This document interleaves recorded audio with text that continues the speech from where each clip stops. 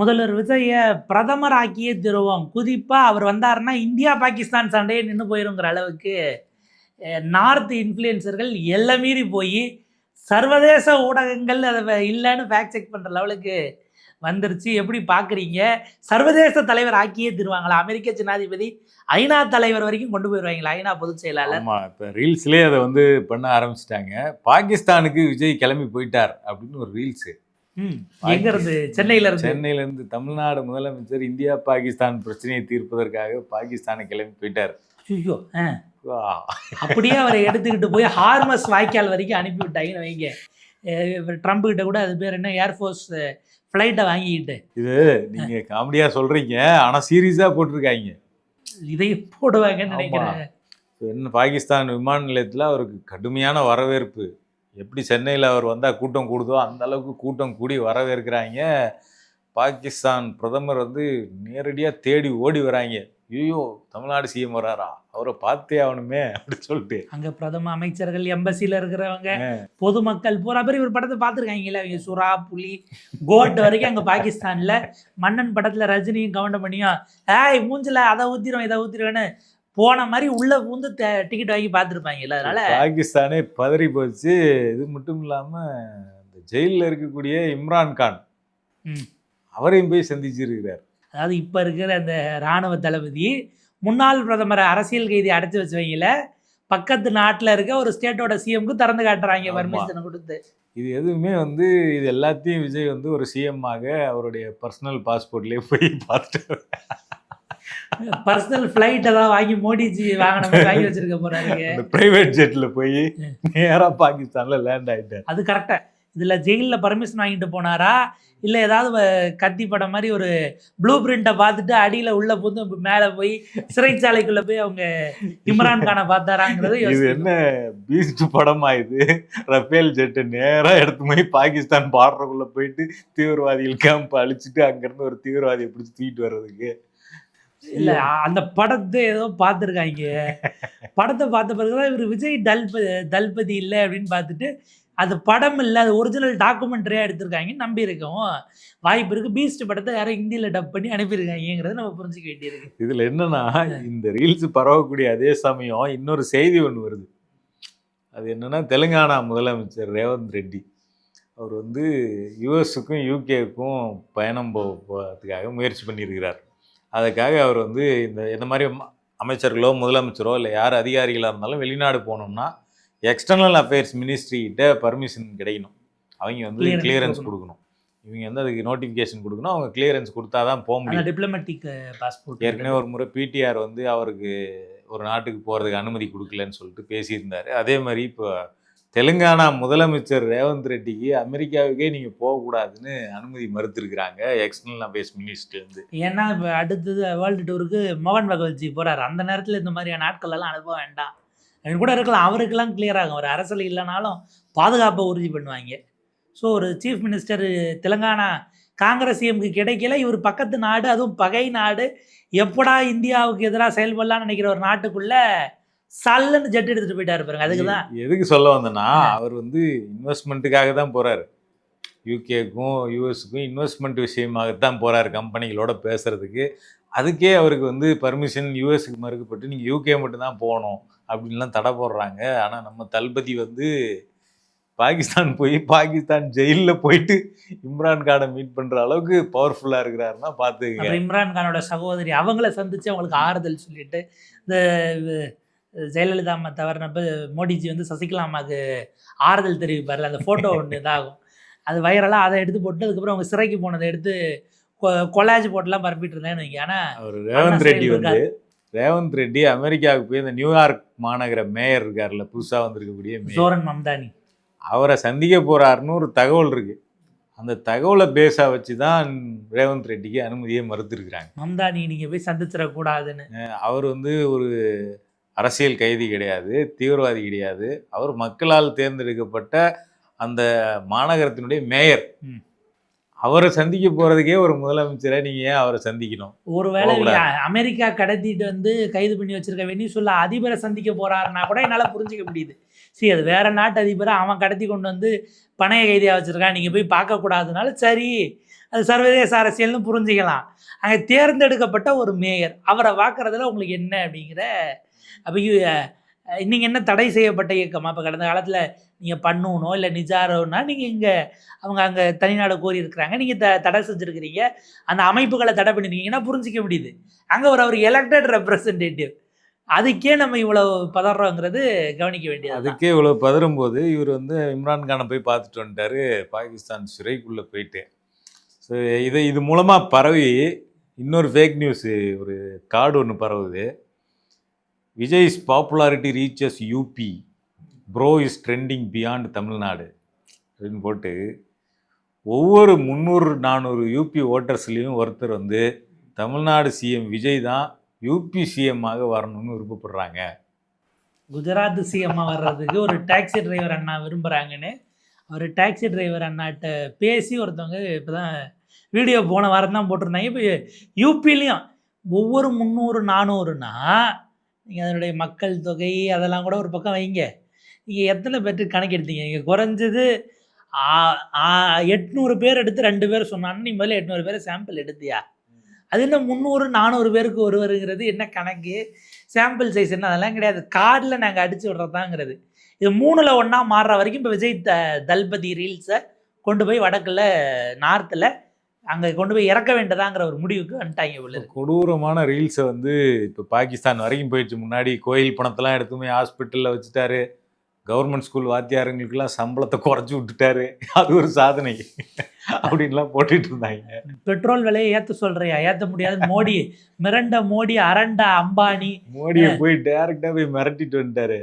ஜியோவுக்கு நீ என்ன வருஷம் கட்டணத்தை உயர்த்துவியா? அப்படி உயர்த்தினா தமிழ்நாட்டில் ஜியோவை பேன் பண்ணிடுவேன் அப்படின்னு அவர் சொன்ன உடனே இது என்ன கத்தி படமா, தண்ணி உள்ள வரக்கூடாதுன்னு அதுக்குள்ள போய் நம்ம உள்ள உட்காந்துருவோம் அப்படின்னு வெளியில ஒரு சீடியை கட்டி விட்டுவிட்டு தண்ணி திறக்கிற இதுக்குள்ள நாங்கள் உள்ள போய் உட்காரங்கிற மாதிரி அம்பானி ஜியோவோட எல்லா அந்த டவருக்குள்ளேயும் போய் உள்ள ஜென்ரேட்டர் பேட்டரியை பிடிக்கிட்டு ஓடியாந்துருவோன்ற மாதிரி உள்ள தமிழ்நாட்டில் நாங்கள் தடை செய்வோம்னா தமிழ்நாட்டில் வான்வெளியில் டிராஃபிக் இதெல்லாம் செல்லுலார் இதெல்லாம் உங்ககிட்டயா இருக்குது. அது நம்பி பரப்பி அதை நம்பி வேற ஷேர் பண்ணுறாங்க பாருங்க, அந்த லெவலுக்கு அவங்க போயிட்டாங்க. ஸோ வட மாநிலங்களை மையப்படுத்தி அதுவும் பாருங்க, அந்த 3 தமிழர்கள் கொல்லப்பட்டாங்கல்ல கர்நாடகாவில். CM Vijay cares for is people no matter where they are. எங்கே இருந்தாலும் பரவாயில்ல, அவங்க மக்களுக்கு ஒன்றுனா விஜய் வந்து பொங்கி எழுந்து. கர்நாடகா என்ன பண்ணார்? அங்கே ஜெட் எடுத்துகிட்டு போயிட்டாரா? ஜெட் எடுத்துகிட்டு நீங்கள் அவ்வளோ தூரம் பாகிஸ்தான் போயிருக்க வேண்டாம். அந்த பக்கத்தில் டிகே சுகுமார் இருந்தார், அவர்கிட்ட பிடிச்சி உலுக்கி கேட்டிருக்க வேண்டியதானங்க. அவர் அதுவும் கேட்கலங்கிறது தான் தமிழ்நாட்டில் எழுப்பப்படுற பிரச்சனை. ஆனால் இதெல்லாம் நார்த் இந்தியாவுக்கு தெரியாது இல்லை. அதே மாதிரி கொல்லப்பட்டார்களானும் தெரியாது, அவங்க யாருன்னு தெரியாது. கர்நாடகா அங்கே இருக்கானோ அவங்களுக்கு தெரியுமான்னு தெரியல. அதோட இது பாருங்க, இந்த இன்சூரன்ஸ் கவரேஜ் யாரும் 5 லட்சத்துலேருந்து 25 லட்சம் அதிகமாக்கப்படும் சொன்னார் இல்லைங்களா. CM Vijay raised health cover from 5 lakh to 25 lakhs, saying a person life should never depend on their income whether they are rich or poor. எதோடங்க லிங்க் பண்றாங்க? ரிச்சா இருந்தாலும் இந்த இன்சூரன்ஸ் கவர் ஆகுங்கிற மாதிரி எதா இருந்தாலும் நீங்க உங்களுக்கு ஹெல்த் கவரேஜ் உண்டு. அவங்க ஆண்டு வருமானம்னு நினைச்சாங்களா? அந்த 5 லட்சம் ஆண்டு வருமானம் உள்ளவர்களுக்கு முன்னாடி இன்சூரன்ஸ் கொடுத்தாங்க. இந்த இன்கம் டேக்ஸுக்கெல்லாம் ஸ்லாபை ஏற்றுவாங்க இல்லை, போன வருஷம் கூட நிதியமைச்சர் யூனியன் நிதியமைச்சர் நிர்மலா சீதாராமன் ஏற்றுனாங்கல்ல, அந்த மாதிரி எதுவும் ஸ்லாப்னு நினச்சிருக்காங்களா? நமக்கு இது என்னன்னே புரியல. அது அதே மாதிரி ஒரு ஏசி பஸ் போட்டோவை போட்டு எல்லா பஸ்ஸும் ஃப்ரீ அப்படின்னு போட்டிருக்கிறாங்க. ஏசி பஸ் கிடையாதுங்கிறத தான் அவர் சொல்லாமல் டீலக்ஸ் எல்எஸ்எஸ்ன்னு வளைச்சு சொல்லிட்டு இருந்தாரு. ஆக்சுவலாக டீலக்ஸ் எல்எஸ்எஸ் ஒயிட் போர்டு இதுக்கெல்லாம் ஃப்ரீ விட்டது ஒரு வரவேற்கக்கூடிய ஒரு விஷயம். ஆனால் இதில் எனக்கு ஒரு அதில் என்ன இன்னொரு பிரச்சனை இருக்குன்னா, நான் முதல்ல சொல்லிடுறேன், அடுத்து நீங்கள் சொல்லுங்கள். இப்போ புதுசாக விஜய் நிறைய பஸ் எல்லாம் ஓப்பன் பண்ணிட்டு நேற்று ஒரு 100-180 வண்டியும் ஏசி பஸ்ஸுன்னு தான் போட்டாங்க. அதில் ஒரு பஸ்ஸு கூட டீலக்ஸ் பஸ்ஸோ நார்மல் பஸ்ஸோ ஒயிட் போர்டு பஸ்ஸோ கிடையாது. விஜய் புதுசாக கொண்டு வரக்கூடிய எல்லா பஸ்ஸும் ஏசி பஸ்ஸு. ஆனால் ஏசி பஸ்ஸு மட்டும் ஃப்ரீ கிடையாது, மற்றதெல்லாம் ஃப்ரீ. அப்படின்னா ஒயிட் போர்டு எந்த அளவுக்கு குறைவான எண்ணிக்கையில் இருந்ததோ அந்த அளவுக்கு மொத்த கவுண்ட்டையும் சேர்த்து கம்மி பண்ண போகிறாங்களோங்கிற ஒரு சந்தேகம் வருது. ஏன்னா புதுசாக அறிமுகப்படுத்தப்படுற எல்லா பஸ்ஸும் ஏசி பஸ்ஸாக இருக்குது. ஆனால் ஏசி பஸ்ஸு ஃப்ரீ கிடையாது, நார்மல் பஸ்ஸு ஃப்ரீனா நார்மல் பஸ்ஸோட எண்ணிக்கை குறைக்கப்பட போகுது அப்படிங்கிறத நம்ம புரிஞ்சிக்க வேண்டியிருக்கா அப்படிங்கிற கேள்வி வருது. ஏன்னா போன வாட்டி அந்த ஒயிட் போர்டுக்கு மட்டும் ஃப்ரீன்னு இருக்கும்போது மொத்தமாக அதுக்கு 4000 கோடி அப்படிங்கிறது பட்ஜெட்டில் ஒதுக்கப்பட்டிருந்தது. இப்போ இப்போ 6000 கோடி ஒதுக்கியிருக்கிறாங்க. 4000லேருந்து வெறும் 2000 கோடி அப்படிங்கிறது ஒரு 50% இன்க்ரீஸ்ன்னு வச்சிங்களேன். இதை வச்சு நீங்கள் டீலக்ஸு எல்லாத்தையும் கவர் பண்ணிட முடியுமா அப்படிங்கிற கேள்வி இருக்குது. ஒரு 2000 கோடி இன்க்ரீஸ் பண்ணுறது மூலமாக இந்த டீலக்ஸ் பஸ் எல்லாத்தையுமே கவர் பண்ணிட முடியுமா அப்படிங்கிற கேள்வி இருக்குது. இது ஒரு பல கேள்விகள் எழுப்புது. நீங்கள் சொல்லுங்கள். கடந்த காலத்தில் ஒயிட் போர்டு இல்லாமல் டீலக்ஸு எல்எஸ்எஸ் இந்த இதிலெல்லாம் குறைஞ்சது இப்போ இதில் போயிருக்க வேண்டிய அல்லது ஒயிட் போர்டில் போனால் விலையில்லா பேருந்துன்ற அந்த பெண்களில் ஒரு 50% பேர் அதில் போயிருக்காங்களா? 1/3 அதில் ட்ராவல் பண்ணியிருக்கிறாங்களா? வெயிட் பண்ணி ஒயிட் போர்டு வரலைன்னு அப்படிங்கிற கேள்வி அதனோட சேர்ந்து எழுது. அப்போ 2000 கோடி ரூபாய் அளவுக்கான வருவாய் பெண்கள் டிக்கெட் எடுத்தே வந்திருக்கு அப்படிங்கிறத எப்படி எஸ்டிமேட் பண்ணாங்கங்கிறதும் நமக்கு தெரியலை. இதுக்கான செலவாச்சும் டிக்கெட்டை கிழிச்சு கொடுத்துருப்பாங்க, உங்களுக்கு அது கணக்கில் வந்துட போகுது. அதில் போனதில் ஆண் பெண் எவ்வளோ நீங்கள் எப்படி கண்டுபிடிச்சிருக்க முடியும்? பட் ஸ்டில் ஒரு தோராயமாக ஒரு கணக்குக்கு வந்திருக்கிறாங்க. ஆக வெற்றி இல்லை, வெற்றி பேருந்து தானே, விடியல் இல்லை, வெற்றி தான். வெற்றி பேருந்து திட்டத்தில் புதிய பேருந்துகள் எதுவும் முதலமைச்சர் லான்ச் பண்ணுறது ஏன் வராமல் இருக்குது அப்படிங்கிறதுக்கு முதலமைச்சர் தான் பதில் சொல்லணும். இந்த ரீல்ஸ் எல்லாம் பற்றி விகடனில் ஒரு செய்தி வந்திருக்கு. அந்த செய்தியில் என்ன சொல்கிறாங்கன்னா, ரீல்ஸுக்கு விஜய் தளபதி ரியல் ஹீரோ ஹே, ரீல்ஸுக்கு மாதம் 5 கோடி. மாதம் 5 கோடியா? விஜய் பிரதமர் வேட்பாளர் என்ற கருத்துருவாக்கம் போகிற போக்கில் உருவானதல்ல, அது திட்டமிட்டு உருவாக்கப்படுகிறது என்கிறார்கள் விவரம் அறிந்தவர்கள். அதில் வந்துட்டு விஜய் தளபதி என்கிற பெயரில் பரவும் அந்த ரீல்ஸுகளில் சொல்லப்பட்டிருக்கும் தகவல்களில் துளியும் உண்மையில்லை என்றாலும் ஒவ்வொன்றும் குறைந்தது 50 லட்சம் பார்வையாளர்களை அள்ளுகிறது. விஜய் தளபதி ரீல்ஸ் ஹீரோ நகி, ரியல் ஹீரோ ஹே என்று ஒரு பெண் பேசும் வீடியோ மட்டும் 1.4 கோடி பார்வையாளர்களை கடந்திருக்கிறது. ஹரியானா, உத்தரப்பிரதேசம், பீகார், மகாராஷ்டிரா, மத்திய பிரதேசம், ஜார்க்கண்ட் மாநிலங்களைச் சேர்ந்த சோசியல் மீடியா இன்ஃப்ளூயன்சர்களை பயன்படுத்தி அந்த வீடியோக்கள் தயாராகின்றன. ஹரியானா, மகாராஷ்டிரா, ஜார்க்கண்ட், உத்தரப்பிரதேசம் எல்லாம் காங்கிரஸ் எதிர்கட்சியாக இருக்கிறது. அடுத்து முன்ன பின்ன ஆனாலும் வர்றதுக்கு வாய்ப்பு இருக்கிறது. ஜார்க்கண்ட்லாம் ஆளுங்கட்சியாக கூட்டணியில் வேற இருக்கிறாங்க. அதற்காக மட்டும் மாசத்துக்கு 5 கோடி ரூபாய் செலவு செய்யப்படுகிறது. தாவேகாவை சேர்ந்த ஒரு சீனியர் அமைச்சர் தான் அதற்கான பொறுப்பை ஏற்றிருக்கிறார். அமைச்சர்களில் சீனியராக இருந்து அமைச்சரானவர் இல்லையா? இல்லை அமைச்சர்களில் சீனியர்னு வச்சுக்கலாம். அப்படின்னா டாப் 5க்குள்ளே இருப்பாருன்னு எப்பவுமே. அப்போ சட்டமன்றத்தில் அவர் தொடங்கி வைத்தாராங்கிறது குறித்து அவங்க சொல்லியிருந்திருக்கலாம். ஒரு பிரதமர் ஆக ஒரு தென்னிந்தியர், ஒரு தமிழர் அப்படின்னு அவர் சொன்னவரா, இல்லை அவருக்கு பக்கத்தில் இந்த பக்கம் இருந்தவரா, இல்லை அப்படி இருந்தவராங்கிறது விவாதத்துக்குரிய. ஆக்சுவலாக இந்த ரீல்ஸ் எல்லாம் ஒரு பக்கம் ஓடிட்டு இருந்தது, இன்னொரு பக்கம் அதை அமைச்சர்கள் வந்து வழிமொழிந்திருக்கிறாங்க. இந்த 100 நாள் சாதனை கூட்டம் நடத்துனாங்க இல்லைங்களா? அதில் வரிசையாக எல்லா ஊர்லேயும் எல்லா அமைச்சர்களும் விஜய் பிரதமர் அப்படிங்கிறத பேசியிருக்கிறாங்க. ஜெகதீஸ்வரி வந்து பிஎம், எங்கள் சிஎம் தான் அடுத்த பிஎம், அதில் ஒன்றும் சந்தேகமே கிடையாது அப்படின்னு சொல்லியிருக்காங்க. மரிய வில்சன் 2029 ஒரு பெரிய மாற்றம் வரப்போகுது பாருங்க, 29க்கே அப்படின்னு சொல்லிட்டு நேஷனல் லெவலில் ஒரு லீடர் உருவாகிட்டு இருக்கார். அது நம்ம தளபதி தான் ஒரு நாயகன். அது பாக்கியராஜ் சார் பாட்டா இல்லை கமலஹாசன் தான் தெரில. ஸோ இப்படி வந்து வரிசையாக செங்கோட்டையன் முதற்கொண்டு, செங்கோட்டையன் என்ன சொல்கிறாரு, சில வட மாநிலத்தவர்கள் வந்து எங்களை ஏங்குறாங்களாம்.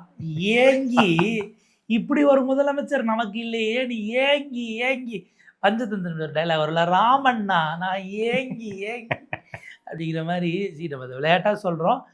மேபி அவருக்கு இங்கே எதுவும் அப்படின்னு அவங்களுடைய அந்த மேற்கு மண்டலத்தில் இருக்கக்கூடிய வட இந்திய தொழிலாளர்கள் அவர் சந்திச்சிருக்கலாம், அவங்களோட உரையாடி இருக்கலாம், அவங்க தமிழ்நாடு எப்படி இருக்குன்னு சொல்லியிருந்திருக்கலாம்.